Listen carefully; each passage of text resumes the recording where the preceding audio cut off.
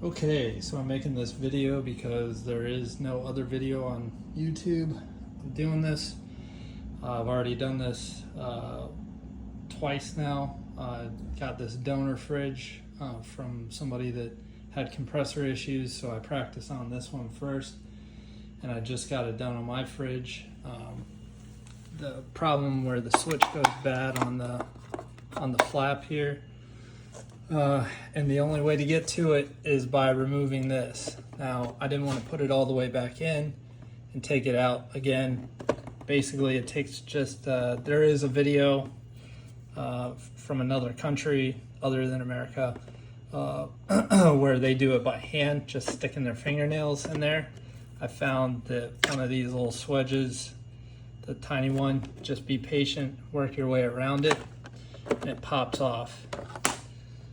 So I've got the wire harness undone, but they all, have their place. I took a picture before I unplugged them, and so I knew where they plug back in. They unplug it. This one I think goes to the light at the bottom here. And it plugs into the light color, the red and blue. Anyways, so you get rid of that. Or, keep it because you still need it. Set it off to the side. And then the most difficult part I have found is to get this part off, because you got to get that out to get to there are 3 screws, this one and one on either side. And you've got to get this shroud off to get to those other 2 screws.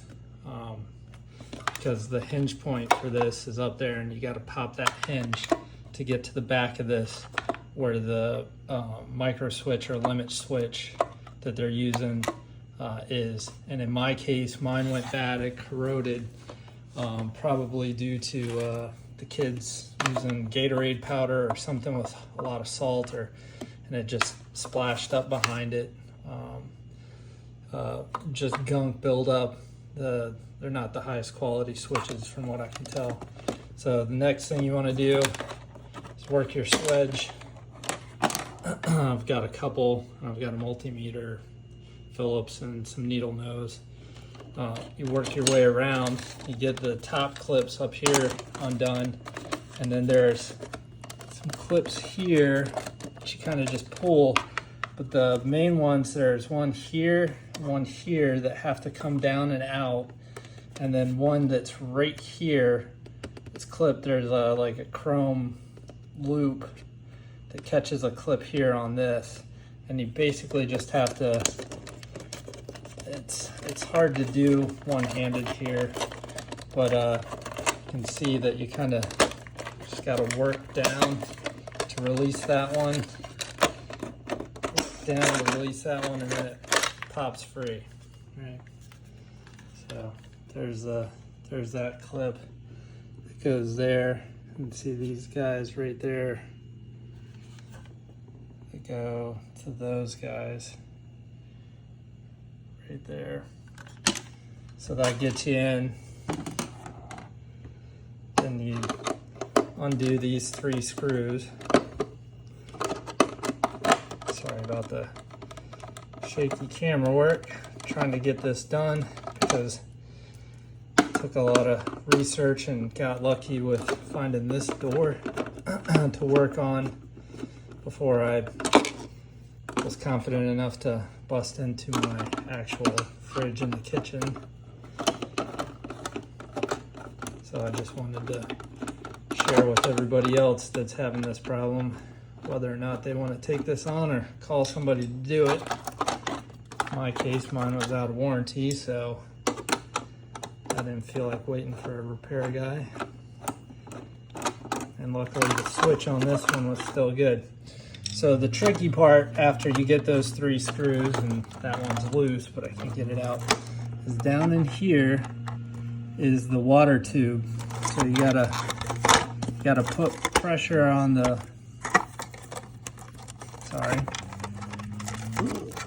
little black collar there to get that white tube loose. I'm gonna set it down for a second. Sorry. just a second.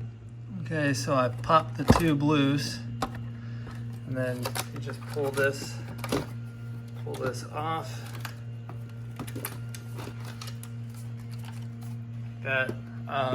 That's the one for the LED. So it goes to that, which has the LED. So I just left that one connected and just let it hang. And then here is where you want to use a screwdriver, pop that loose. You might even be able to just force it out. There you go. So that pops loose. And the thing to remember is these have little claws that catch right here. So when you put it back, you want to set down on that and make sure the spring goes into that hole, and then lock it back into the hinge point. So this switch right here is what goes bad, because stuff can leak out here and stuff can get around and behind. And so this is the old switch out of my fridge that I put in here as the example. So you got two spade connects or quick disconnects, and it's just a basic limit switch. And when you push down on the paddle, it forces a little stick right here up into this and pushes that, right? Cool. So just get a Phillips, take that screw out.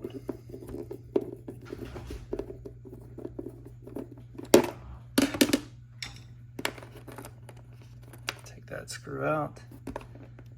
Pull it off it's on a bottom pin here, a little bottom post. And then you disconnect it and put your new one in. You can test continuity, see if I tried cleaning this one up, but it was hit or miss. It was only working 50% of the time. You can check that with, a multimeter on continuity between the two leads.